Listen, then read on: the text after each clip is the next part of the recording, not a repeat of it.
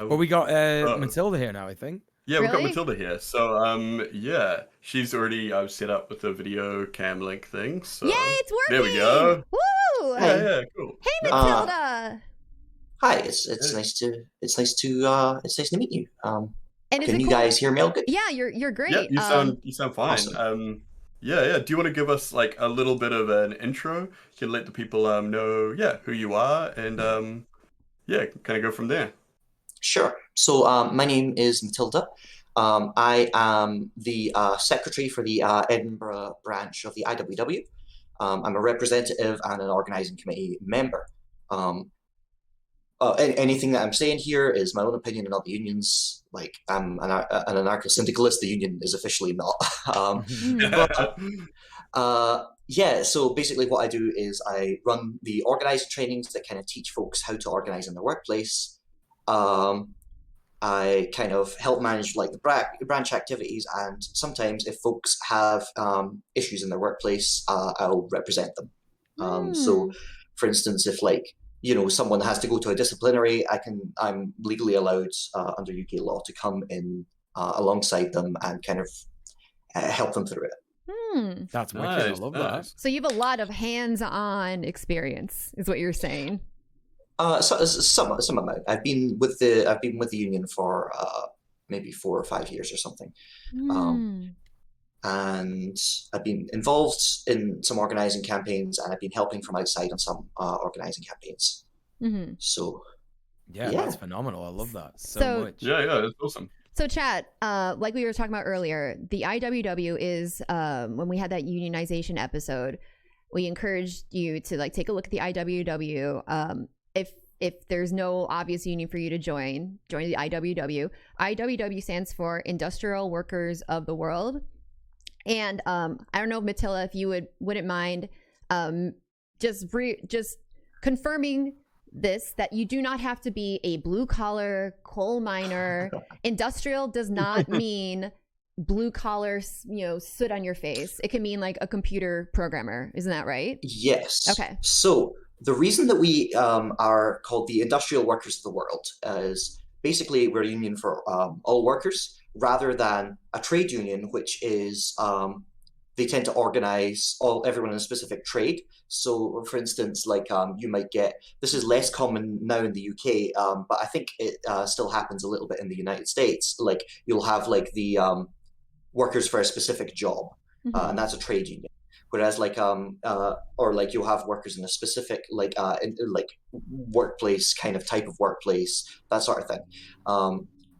What the industrial part means is that we're an industrial union, and that means that we organize workers like according to industry. So, for instance, if you have like workers in a workplace, such as like hospitality, for instance, a hospitality workplace, all the workers in that workplace will be in the hospitality industrial union. And industrial unions are kind of like subdivisions of the IWW. And kind of what that means is like you'll never have situations where you won't have situations where the boss will try and play two different unions against one another, because they're all kind of organized. Like you'll have the cleaners, you'll have like the servers, the cooks. You'll have like the guy who does maintenance on the place will all be covered under that industry. Cool.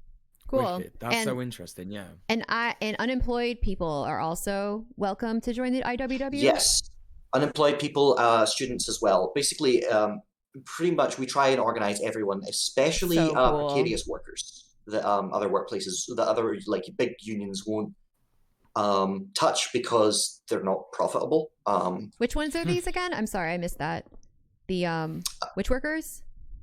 Precarious workers. So like that includes like workers in like the service industry. I know that we had a couriers network trying to organize, and like folks who like maybe are in a situation where it would be quite difficult to organize normally because like say they're on casual contracts or they're freelancers, that sort of thing. I've been quite involved with. Oh, sorry.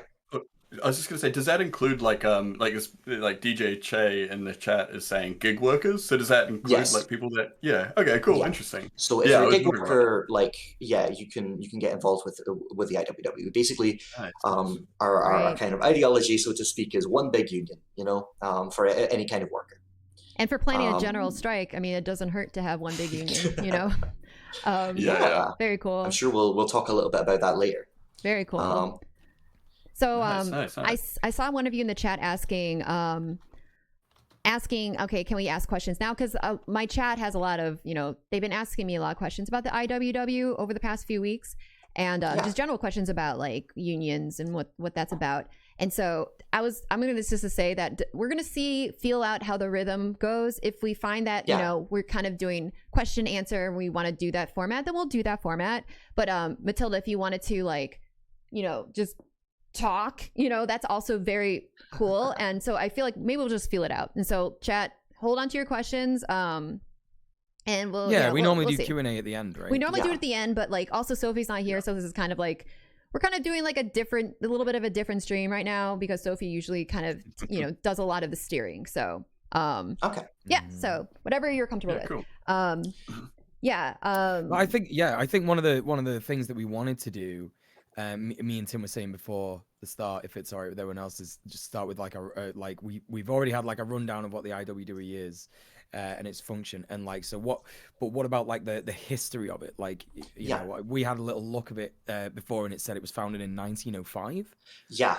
So it was founded in 1905. It was basically like a couple of basically socialist groups. I think it was a socialist party and another socialist group basically kind of got together, did it in Chicago, and they brought on a lot of the more leftist organizers from the mine workers unions. So it kind of started off as this very this very radical kind of organization, and it kind of. Whereas a lot of other unions in the intervening years kind of got a little bit less radical. The IWW has stayed pretty radical, but like has we lost quite a bit of influence, but has recently been kind of trying to build it back. And yeah, so basically like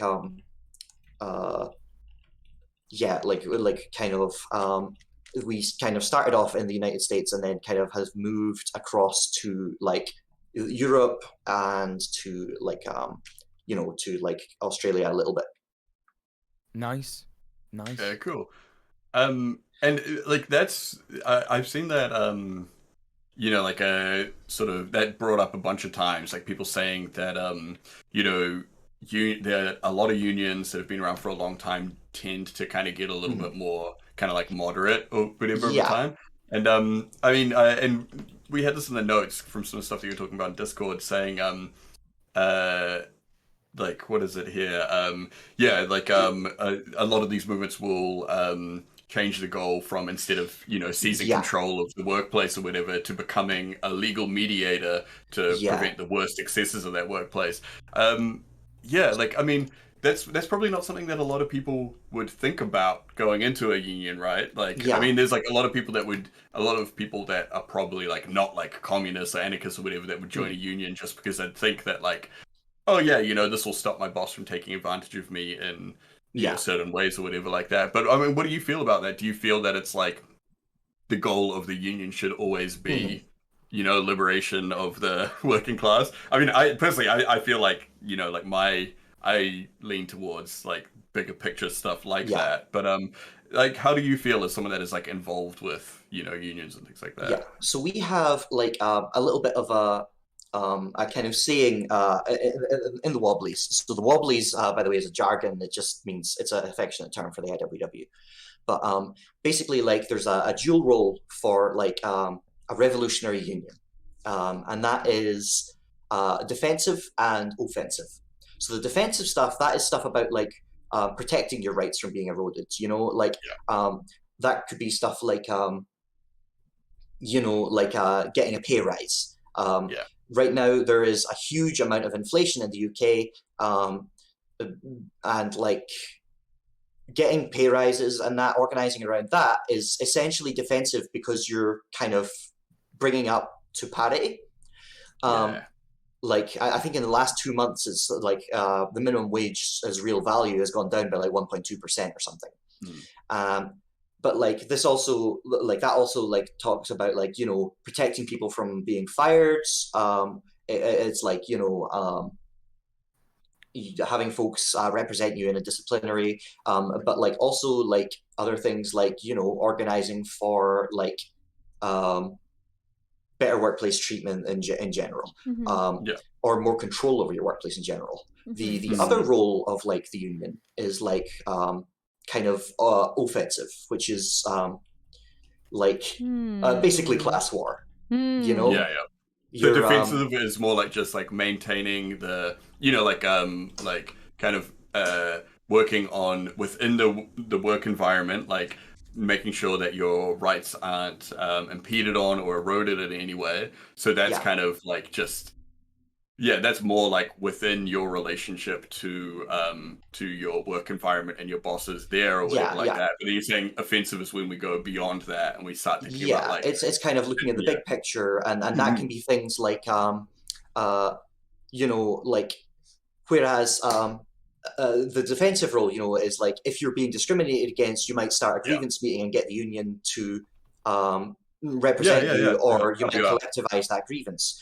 If you're talking about the offensive thing, you would be specifically organizing in the workplace with the end goal of like helping support other workplaces to organize around, for instance, a political thing. So like as an example, right now in the UK, we have like this big kind of issue with like transphobia, like sneaking its way into like a lot of the middle class run kind of structures of both the state and like, you know, like society in general. Like recently I was quite gutted about the EHRC and that sort of thing.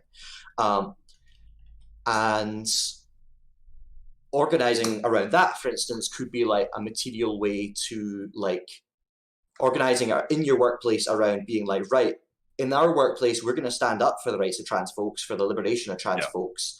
That can push forward like the general social mores, because workers in a workplace have a lot of power.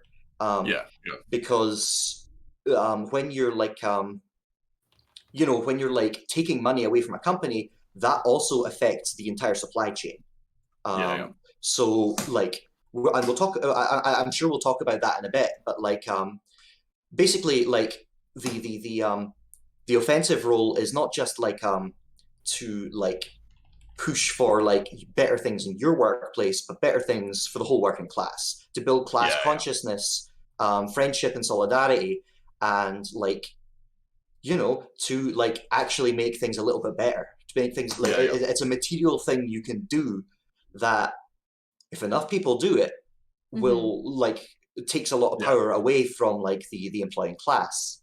So like for the defensive move would be like, okay, we are gonna like, you know, like some of our employees you know, like are trans, and that there has been some level of like discrimination or whatever. So the defensive move would be like, so we're gonna, you know, the union is gonna back them up and make sure that they're, you know, like that we can finish that up. But the offensive move is like, we're gonna make this a trans inclusive workplace and work on, you know, like kind of just for the betterment of society in general, because, and we're gonna, you know, like maybe help spread that to other workplaces by even by being an example, or by, you know, like helping them organize their other spaces as well, following, you know, like the kind of thing that we've done. Cool. So it should be known that like the way that we would ideally try and achieve the defensive goals would still be collective organizing.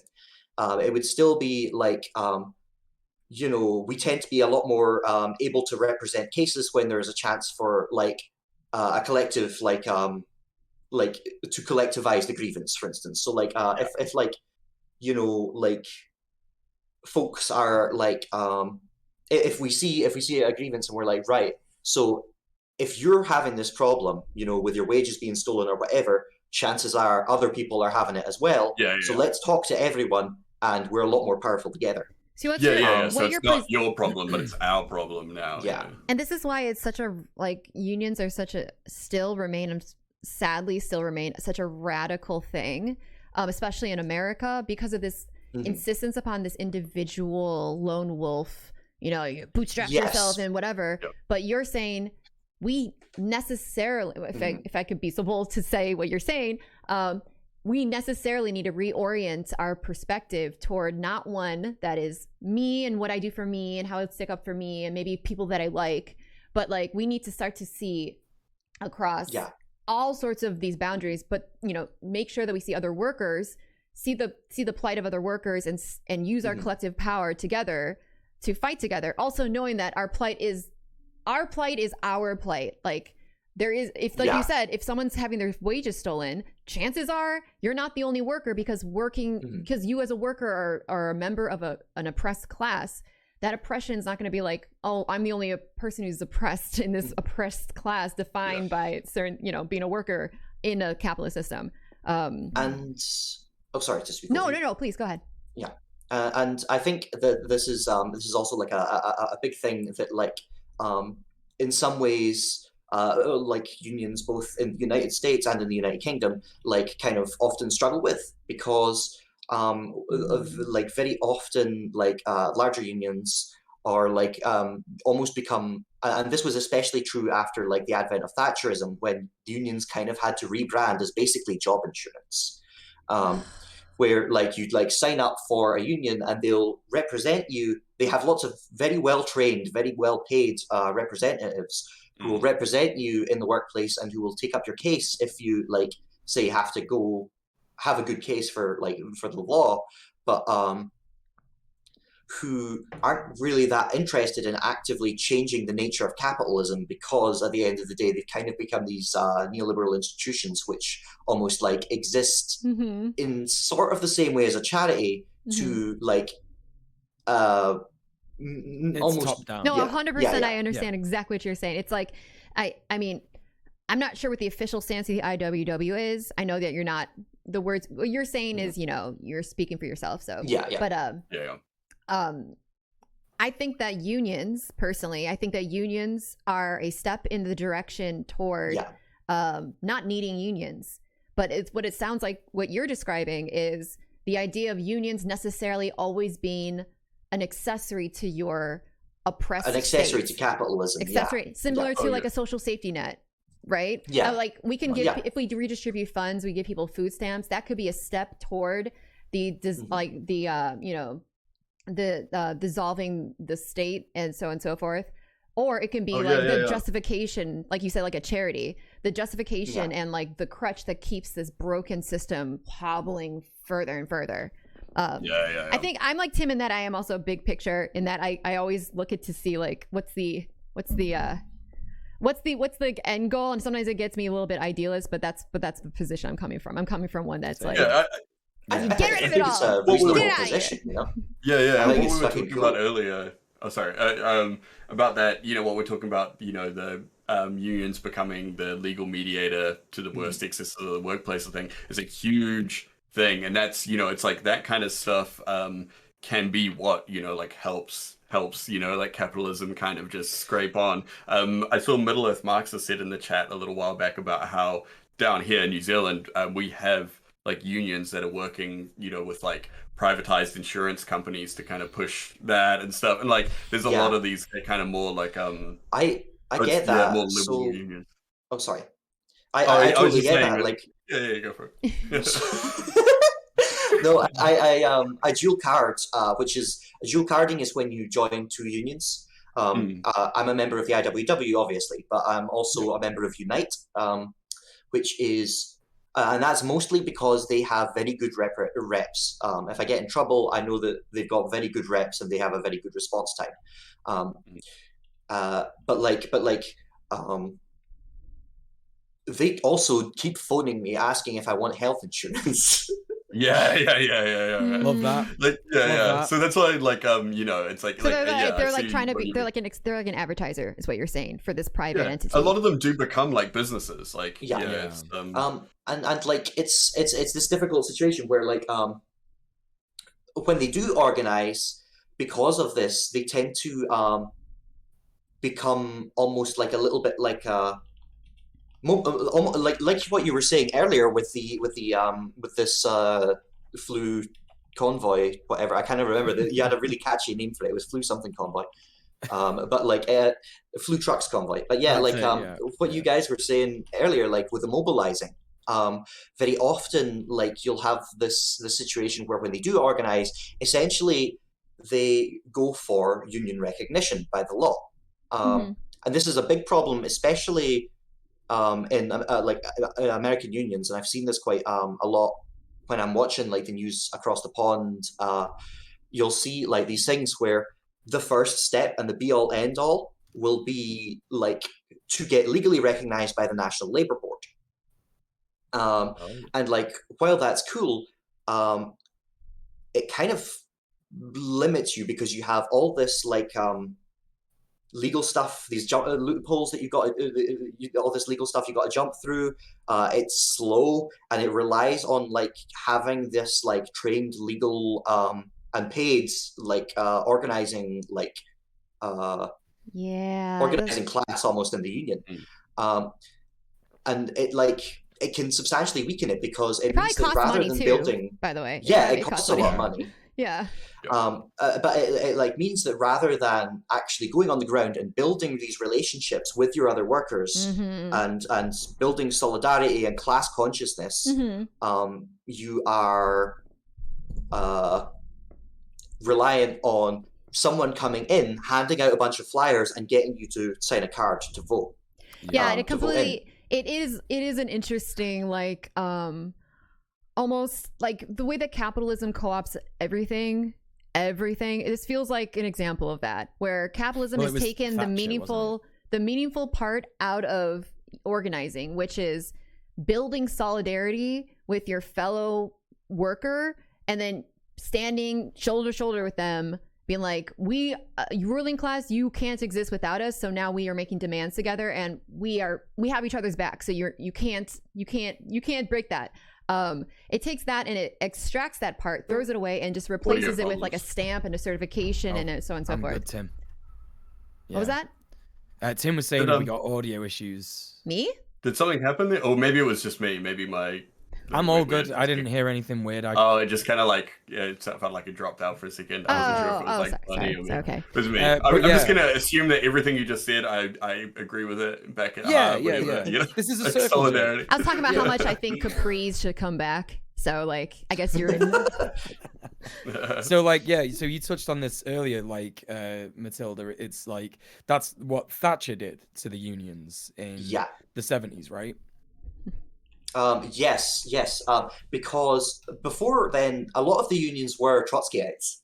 In the UK at least, or at least fairly radical. However, after the advent of Thatcher, like there was this like almost the same process that happened to Labour under Tony Blair. Right. Like, and it's one of the reasons why like it becomes this. Uh-oh. Now they're cutting out. Wait. Oh, hang on. You're cutting out for us. Okay, maybe it is something weird. Give me a second. I'm gonna drag you out. Drag you back in. Okay, are you there? Matilda? How come I can't hear Matilda? Am I the only one hosts? I can't hear anyone. What the hell? What on earth? Okay, maybe give me a second, chat. Or host, hang on. Oh my lord, chat. I don't want to miss the speech. Okay, I'm back. Can y'all hear me? Wait. It's connecting? Oh no. What's going on? No route connecting? Oh no, what does that mean? Why? What is happening? Why can't I? All right.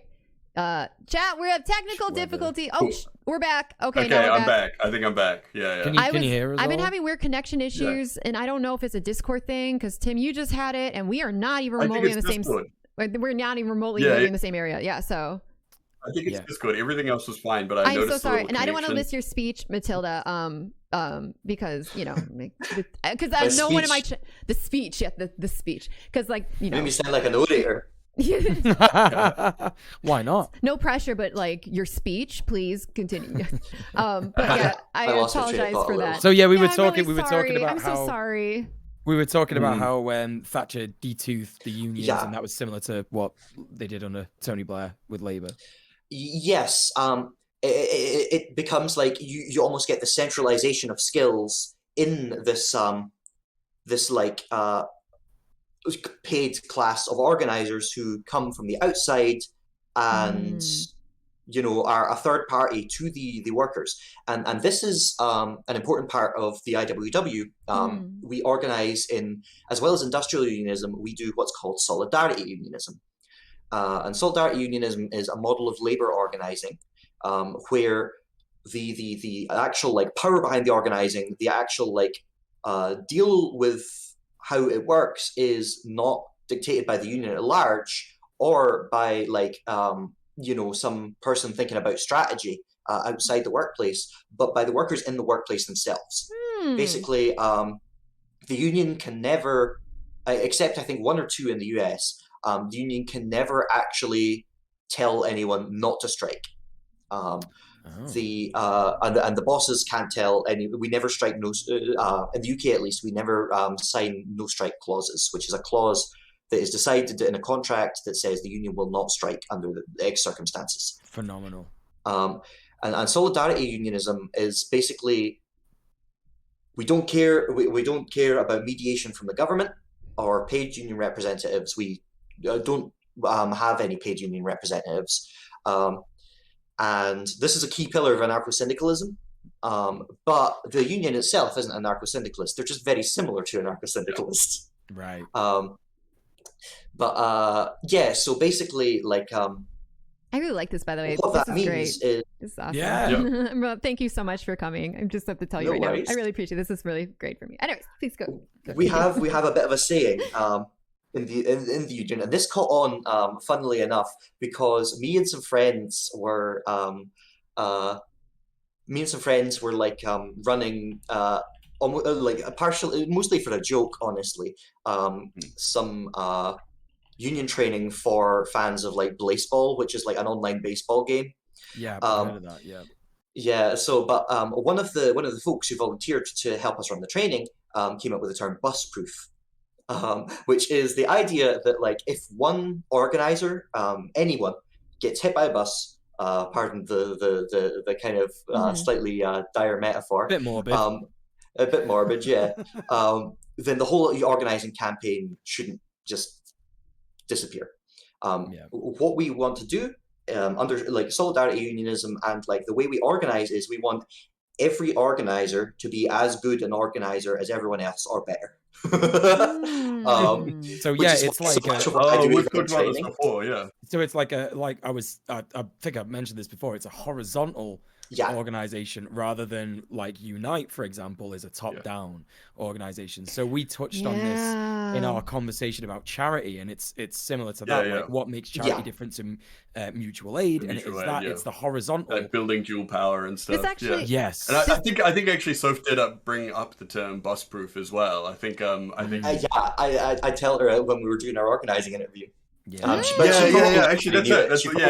No, she said that from that interview. Yeah, nice. Well, but it's an amazing concept. What this reminds me of, just real quick, what this reminds me of is during Bernie Sanders' run for president, there are unions that were like, this union does not endorse Bernie Sanders, and all the members were like, yes, we do.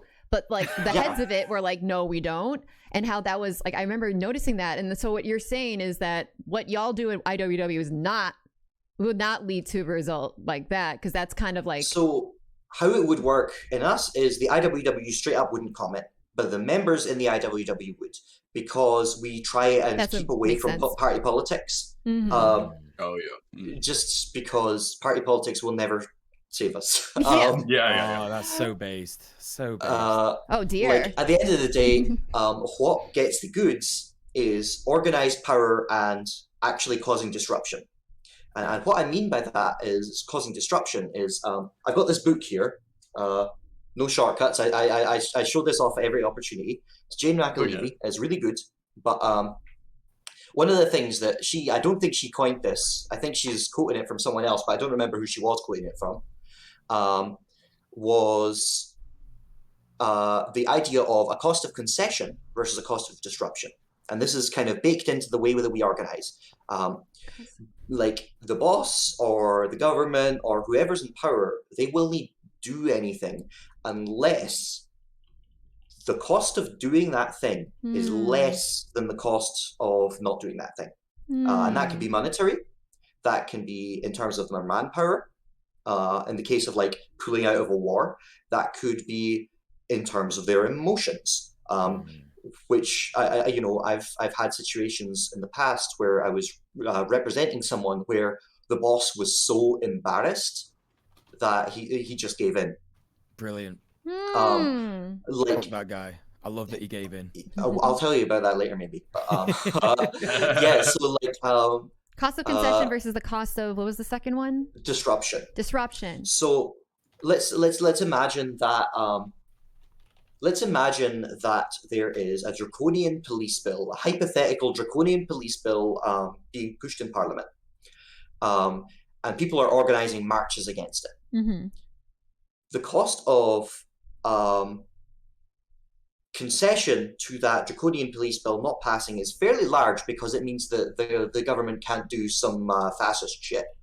But the cost of disruption from a march, that isn't that big. It just blocks up a road for a day. Especially if it's a peaceful lib one where you all stand and you make sure you respect all the laws while you silently hold your very respectful sign. Yes. Yeah. In Edinburgh, we call them cucumber sandwich marches because you eat a cucumber really sandwich. Funny. That's great. I'm gonna steal that. I'm appropriating it. Taking it. I love that. But whereas if you compare that to say if you were actually causing disruption, you were blocking off roads, or you were like doing direct action, the cost of that might be substantially larger. Well, you might appreciate this, Matilda, because you probably know the film Ne Passeran. It's like a documentary. Yeah. So like in Ne Passeran, basically the long and short of it is like some factory workers in East Kilbride in Glasgow in the 70s refused to ship Hawker Hunter jet engines to the Pinochet regime in Chile. I've spoke about this, I think, last week or the week before on the show, because I can't recommend this documentary enough, because it's a great show of how union direct action and solidarity, just in general, without demanding, and Bunny brings this up rightly every time when we talk about direct action and union action, is that you do it just because it's the right thing to do, not because you expect any reward or a medal for it. These lads actually did get medals for it because they saved lives in what they did. But it's, you know what I mean, they just did it because they thought that's what they should do, and they did it, and it was part of a big union-wide action thing, wasn't it? And so like little actions like that disrupt the sort of like supply chain, it can actually like not just emancipate workers, it can also fight fascism in other countries. So it's such a phenomenal thing to think about when we're talking about like what actually works, like direct action or sitting in the sun with. And this is like something important because when we think I think one of the important things about a materialist approach to union organizing is we have to understand that we don't, like, a workplace doesn't exist in a bubble, right? Absolutely. For instance, Unite actually has a union for Trident operators. Trident, for those who aren't in the UK, is the absolutely disgusting nuclear submarine base located in Scotland, which everyone hates. But like, and like, part of the thing is you have to be aware that like your workplace isn't a bubble. So if you're fighting for something in your workplace, that also kind of affects everything related to that. One thing I'm quite fond of is the idea of like a boss will not just be active in that workplace. Like, your boss might be shit. Imagine, say for example, you worked for a hypothetical pub chain, whose boss was also a huge Brexit supporter, and weirdly enough, kind of an Australian nationalist. But like, imagine you worked for a pub like that. Yeah. If you were just focusing on the workplace, you could organize around, not getting enough breaks, but if you were also like working with your community, you could also say, all right, this boss is not only a huge Brexit man, but he's also a landlord. He's also like messing with the local brewing industry because he'll only buy Australian wines. You can that's various angles that you can actually like push. And if you organize in your one shop, then that's going to have even a slight, but that's going to have an effect on all those other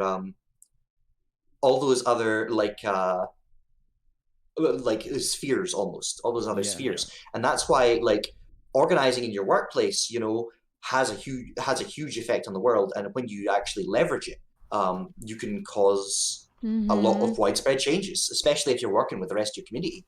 I love that you're saying this, because it's making me realize that when I used to work like a regular job, like this is my job now, it's very freakish, but when I used to work a regular job, it really did feel like, and I think this is by design, that work is like a bubble where you go and you feel miserable and you get through it, and then you go home, and then you have your life outside of work, little scrap of life where you just like, you watch Netflix and you try to just forget, and then just wake up and do this thing over and over again. And the idea that I don't think I'm the only one that feels this way. Chat, let me know if you feel the same. You feel like when you go to work, you are not connecting with other workers, that in fact you're not part of one big thing. You are in fact you are working in this little bubble, and that you have no connection outside of that. I also feel this way, like feel a little alienated. Yeah, alienated, exactly. I also feel this way, like if you call like a call center for some reason and you get a worker, they will always be like, thank you for calling Comcast, my name is whatever, how can I help you? And if you try to like have a conversation with them, oftentimes they will stick to a script, because I feel like two workers can't even have a conversation without having to create these borders that refuse to allow us to connect on the basis of our employment. Well, you make a great point, and this is sort of connected to why they are desperate for people to not work from home anymore, because in working from home, people have a lot more sort of freedom to do what they want while they work, and that might involve getting on Discord calls with communists who want them to organize their workplace, and shit like that. And even though it wouldn't make sense from a capitalist perspective, if you want to reduce your overheads for your business, just don't pay the rent on the office and let your workers work from home. It makes sense from a money-making perspective, but it doesn't make sense from a stealing your laborers' wages perspective. It's about power. Right. It's as much about power and control as it is about profit. Just controlling as much of your life as possible, basically. And I think that this is an important thing, like, because one of the first things that we say, in a lot of the trainings, especially when we're talking about how to talk to your coworkers, and rather than coworkers, I'm going to say fellow workers here, which is a little bit of a buzzword, but like, because you might be a student or you might be unemployed, and the folks that you're around, they're still your fellow workers. If I'm personally out of a job right now, I've been looking for one for ages, but I haven't been able to find one because of fucking transphobia.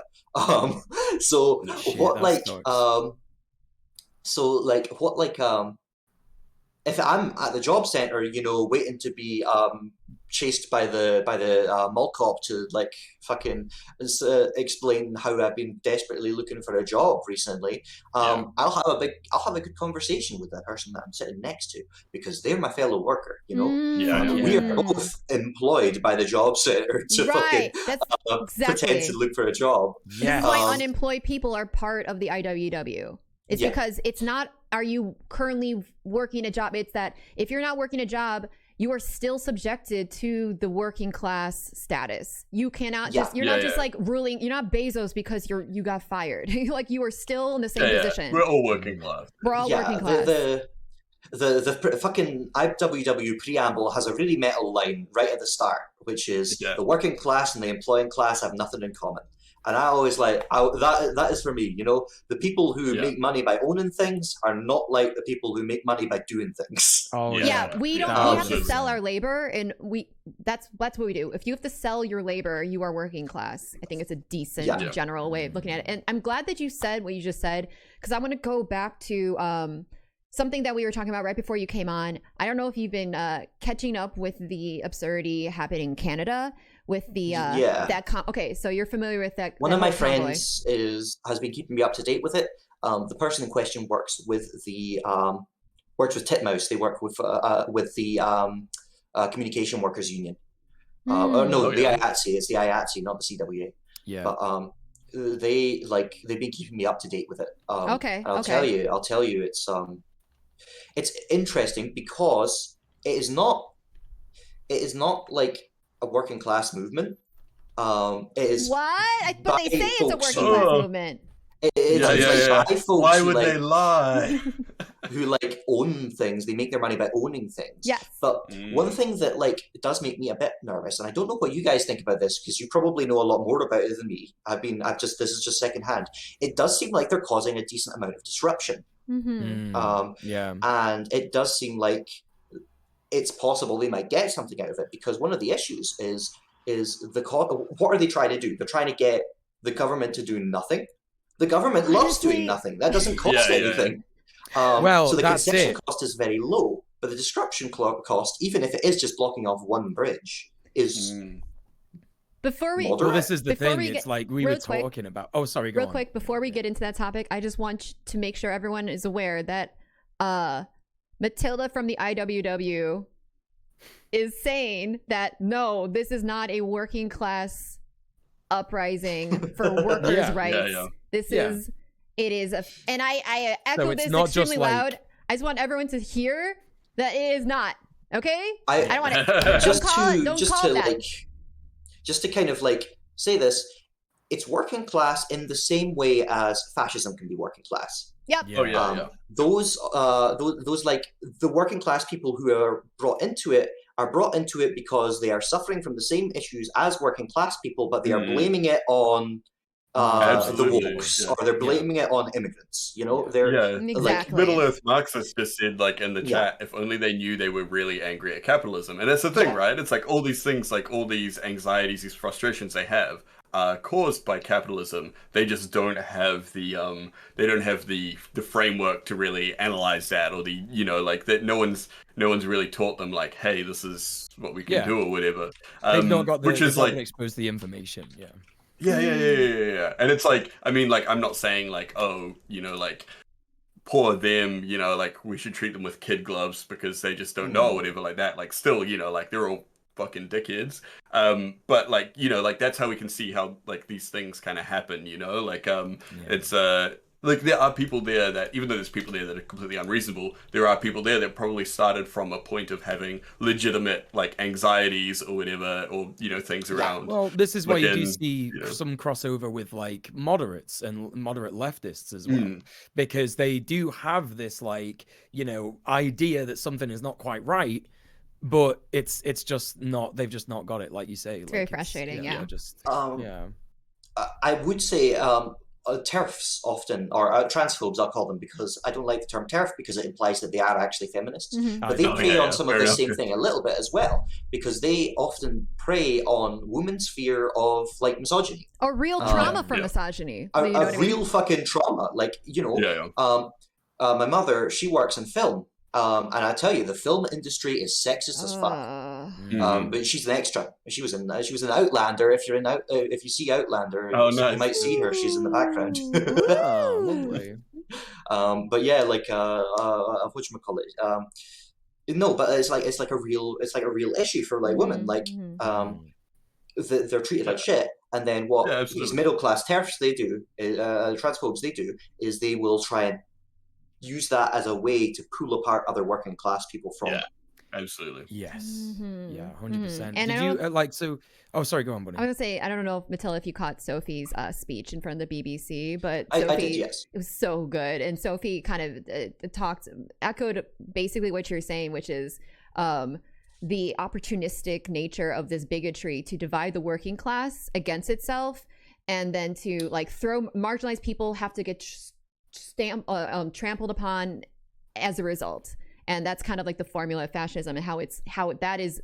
I like to say like bigotry is an op of sorts because of this, because it's immense to like divide us and it doesn't allow us to turn all of our attention toward the actual culprit. Well, you said, didn't you, Matilda, that you wanted to talk about, organizing against transphobia in the workplace, didn't you? So I think like one thing that I'd like to talk about a little bit is like, so if we're to understand that TERFism is or like fucking transphobia is like this top-down movement. My personal friend Harry Josephine Giles, she wrote this really good piece, Trans in the UK, What Are We Going to Do, a couple of years ago, and this basically talks about how transphobes infiltrated the Scottish National Party. And how that was a precursor to what they're currently doing down in England and in the United States of America, because it is happening in the United States of America. And essentially, they are a middle class movement who, what they do is they get themselves into positions of power, and they get their friends into positions of power. And they make friends with all the people in those, often in NGOs or political organizations or like things with like a lot of like media reach. And then when people call them out on being bigots, they close ranks and they act like they're being silenced and play the victim. But it's worth noting that this is how politicians organize, but not how actual working people organize. Right. They're not like TERFs aren't going into their workplace and trying to organize their workplaces. As much as they might say, "Oh, this person got kicked out of their workplace for getting," like, it's publicity campaigns they use. They're not talking to their neighbors about like there was a trans a rally around the GRA, which is the gender recognition certificate, kind of is getting reformed in Scotland. They cancelled it down in England and Wales, but it's still going in Scotland. So if you think it's not, then it actually is. It's just the BBC has been lying and saying it's not. Funny that, isn't it? The BBC lying about trans issues. But, what? But so there was a protest by a bunch of TERFs that had been bussed up for London about that outside the Scottish Parliament recently. And what I did was, at the start of the pandemic, I had set up a wee WhatsApp group with me and all the neighbours in our flat. So I put, I phoned them up and I says to them, listen, I've got this thing. There's this protest. There's all these people who are like wanting to make me and my flatmate, who's also trans, feel unwelcome. Would someone be down to come along with us? And I got so much support. One of them, this single mother, lives upstairs, a bit of a Russiagate conspiracy woman, but she's lovely. She comes down to the rally with me, and I swear to God, it was the loveliest thing that I've ever, like, it made me feel so welcome. TERFs aren't doing that. They're not going, like, the most they're doing is putting stickers up. Most they're doing is running around, putting stickers up on lampposts. And this is why we try and have such an emphasis here on Red Planet about doing things like this, like having conversations with your neighbors, meeting your neighbors.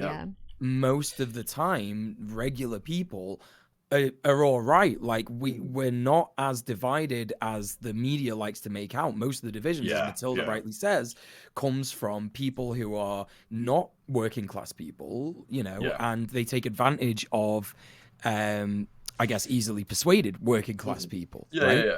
And they love pushing those narratives like you can't trust your neighbor, like you're like don't let your kids outside. Your neighbors are, like they could be any kind of creep or whatever like that. And it's like I think so much of that is just like like I don't know if it's like an unintentional side effect or if it's like a a deliberate thing in some cases, but it's one of those things where it's like don't trust your neighbors. Just listen to like we know what's better for you than you guys know. Like Right. and that's something that's always kind of bothered me about like a lot of that kind of stuff.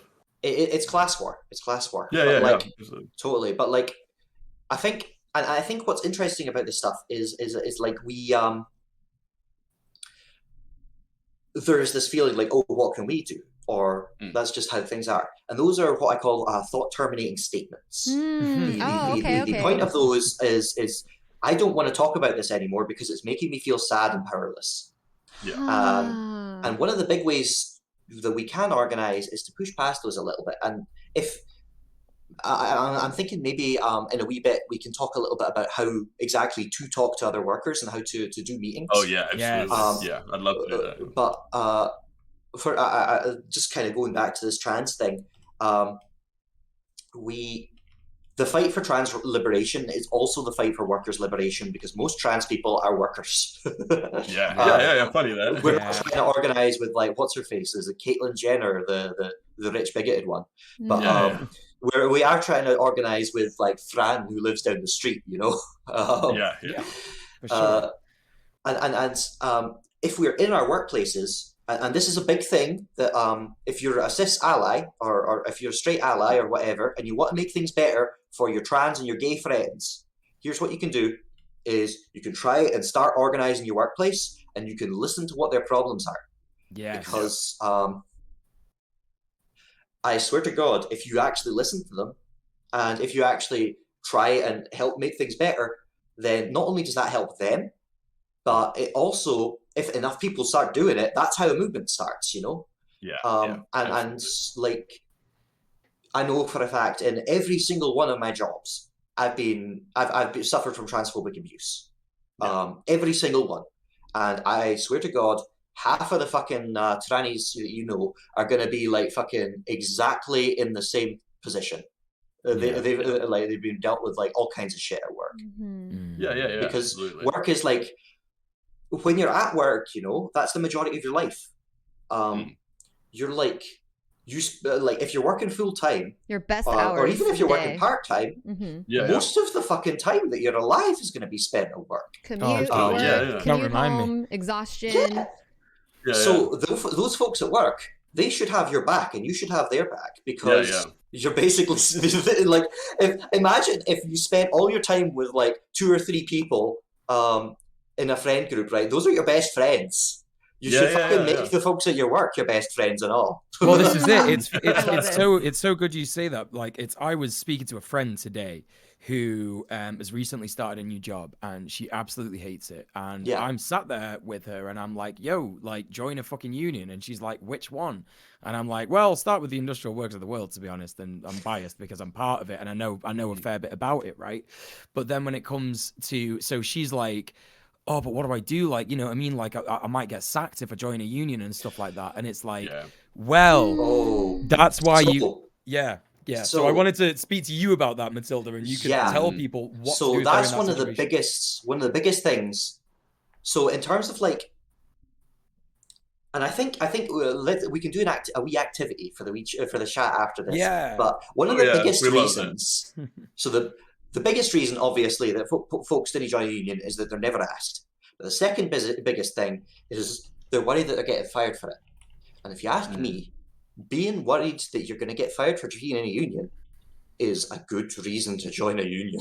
Yeah. I said that to her, actually, And there are like, I mean, we've had in New Zealand, we've had the government pass legislation to prevent certain industries from unionizing and taking part in collective action. So there is like, there is a legitimate fear that like, oh man, like this could end my career like right now. I've got a wee thing that's like really, sorry to interrupt you, but I've got a wee thing that I think is really important on that point, which is, and this is especially true for our pals, solidarity to you in the right to work states, where you can, that right to work, for what it's worth, is a legislation in America which basically lets bosses fire you for being in a union, for any reason really. But and this is also an important thing for like when you're like organizing around the National Labour Board, because one of the big protections that they provide is the boss can't fire you if you're in a recognised union for being in that union. Your boss will do it anyway. They fired you because you're not working on the team, or something. They'll give a reason. Bosses do illegal things all the time, Yeah, they'll and find they get a way, away with right? it because what's the worst that's going to happen is they'll pay a fine. A fine is just how much it costs to break the law. Yeah, absolutely. So, like, when you're that rich, it's very often to bosses, unions are a matter of pride. They are ideologically getting in the way of the goals of the workplace. So they'll just fire you. So that's why we don't rely on the protection of the law, because at the end of the day, the law kind of serves the bosses because they can just break it. Whereas if we break it, then we get in a lot of trouble. The state facilitates class-based oppression. It's not here to bash the worker. Exactly. That's the function, right? Yeah. That's a really eloquent way of putting it. I got it from Sophie. Yeah, that is actually. That is like probably the most succinct way to. So how can we like kind of organize in such a way as to not just get fired for being a union? Well, a lot of bigger unions, business unions as I call them, because they run the union like a business, will, they'll hand out lots of flyers, and they'll like invite everyone to a big meeting with a paid organizer who will explain to them union. We at the IWW we tend to avoid that for a lot of reasons. I totally forgot about the wee activity, but it doesn't matter. For a lot of reasons, like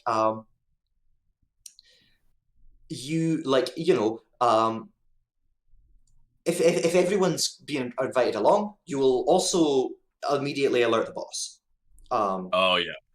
Who will immediately start his anti-union campaign, and probably fire whoever is on the stage speaking.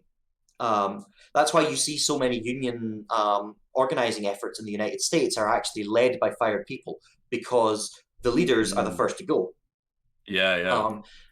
It also means you miss people's ideas and perspectives, especially if they are, for instance, like marginalized.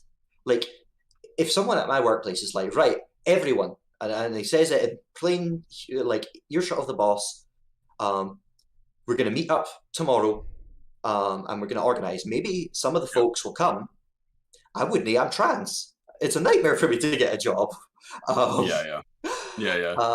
So, like, what we tend to do, and this is how we tend to avoid just being fired for being a union, is we tend to talk to people one-on-one until we're sure that we're sound. Group chat that the boss can see or anything like that, Like... There might be a group chat, but not on fucking work property, for one thing. But there might be a group chat, but like that's folks that we're sure are sound. But we'll reach out to everyone individually, and we'll have a chat with them, and we'll we'll talk to them about like how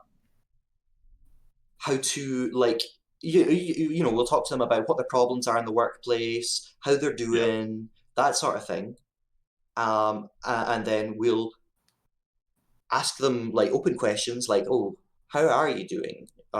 If someone says, oh, things are quite bad right now, we'll ask, oh, why?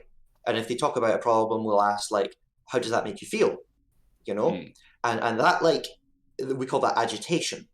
That's when you talk about a problem and you actually make people angry about it. Agitation because a lot of people will just, like, if they have some problems going on with their boss or whatever like that, they'll just be like, well, that's just what working is like, it's work, it's not supposed to be fun or whatever like that. It's my least and they'll just favorite. Like, people will put up with a lot of shit. It's my least favorite statement when people say it is what it is. That is fucking thought-terminating statement, right? There we go. By the way, it. Speaking of thought-terminating statements, I wanted to touch back on that. You gave two examples. You said, what can we do is a thought-terminating statement. And what was the second one that you provided? If you recall. That's just how things are. That's just how things are. Okay. Yeah, perfect. Okay. So you were on about agitation. Yeah, so we kind of that's agitation, but if you just do that, people are just going to get angry and sad. So what we do is we go backwards and forwards between that and education. And that is when you'd be like, right, okay, so you're angry about this thing. What can we do about it? Yeah. Right? Yeah. And that can be things like literally educating, like, here's something that the workers at the Brighton Wetherspoons did when they unionized down south. Or this can be things like, if we got everyone together, what would you change about your workplace? How could we change it? And that gets folks thinking. And when folks are thinking, then you get some fucking good ideas, especially from marginalized folks who might not, if you had run a big meeting, have spoken up at all. Right, exactly. And they might have problems that you didn't even know existed. So that's why, and the benefits of meeting someone one-on-one for security are fucking massive, because if you meet up with someone outside of work, and you find out this person is the boss's niece, then you could just turn it into a nice social day where you're just having a nice time. But if you invite someone to a big union meeting, and someone's the niece, they might not even tell you that they're the boss's niece, and they might just go home and tell the boss. Well, it's funny, innit? Homework Because for this week is to take your boss's niece out on a date. Infiltrate the family, unionize the family. That's right. And if you can't do it, let me know and I'll take her. Well, it's funny that you mentioned that, Matilda, because that's kind of traditionally where working men's clubs come from, right? Because then they, people would meet up after work, go for a drink, and be like, yeah, it was fucking shit today, wasn't it? Do you know what I mean? And then just be talk about how they can organize against their fucking workplace. And conservatives, I hate it so much. I used to think that my gran ran a working man's club. Well, obviously the working man's thing is problematic because obviously there's loads of different people who go there. But that's what it's just generally called. Yeah. But it turned out she ran a conservative club. And so that's a thing that sort of came to be the new working man's club. I think. I don't know if you know much about that, but I feel like that's a... I think that's important to think, because with the kind of crushing of the unions in the UK, there has to be an outlet for that, frustration with the daily life. And that without an actual understanding of the idea of class and how we can do that turns into reactionary thought. Yes, absolutely. And that's kind of, I think that's what we're maybe seeing there. Absolutely. Sorry, a little bit of a tangent there, but it is, you're absolutely right. It's that is where the best places to talk about people with these stuff. Yeah.